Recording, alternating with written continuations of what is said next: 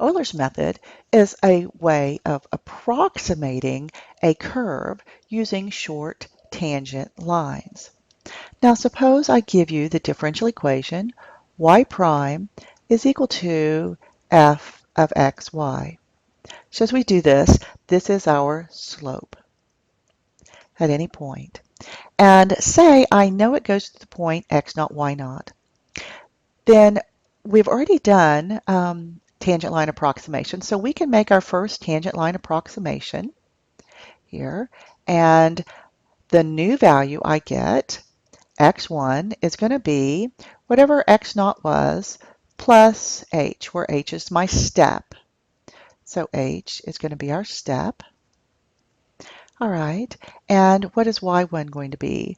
Well, y1 is going to be whatever I started with y naught plus the step times the slope. And it's going to be the slope evaluated at x naught, y naught. That's my first one. Now, if I start at this point right here, I can make another iteration that will give me an approximation for the curve. Now, if I use this point right here as my starting point, my second point, x2, well, that's going to be x1 plus h, because I'm always going to step in x a distance h. Now, what is y2? y2, well, I'm going to start at y1, and I'm going to add to that my step times the slope, but this time it's going to be the slope evaluated at x1, y1. Now I'm going to start at x2, y2, and I'm going to step over again. So I see that if I keep doing this, x sub n is going to be always x in minus 1 plus my step, and yn is always going to be the previous y, so yn minus 1, plus h, and h is the step, times the slope evaluated at the previous point.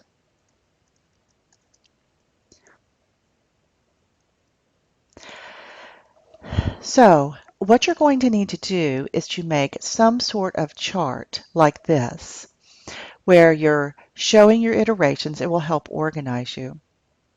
Let's look at this problem right here. Y prime is x minus 1, y, so my slope at every point is going to be x minus y.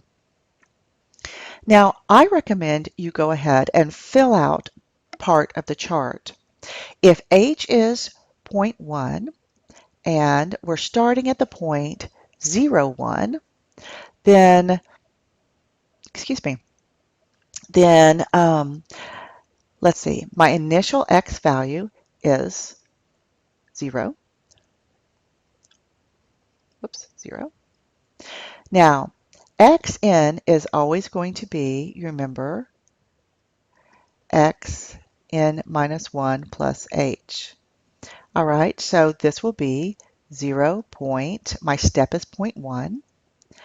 For 2, it'll be 0.2, 0.3, 0.4, 0.5, 0.6, 0.7, 0.8, 0.9, and 1.0.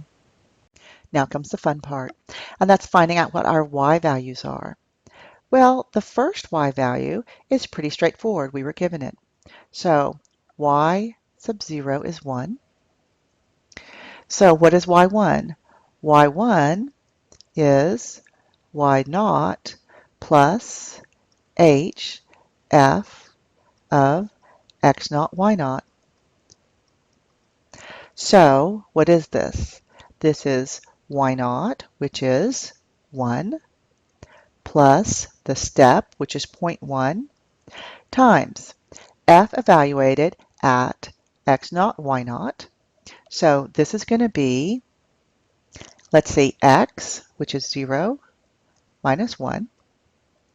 So this becomes, you see how we kind of run out of room here. This is 1 minus 0.1 or 0.9. Now I'm going to put it over here to make it very clear. All right, so this is 0.9.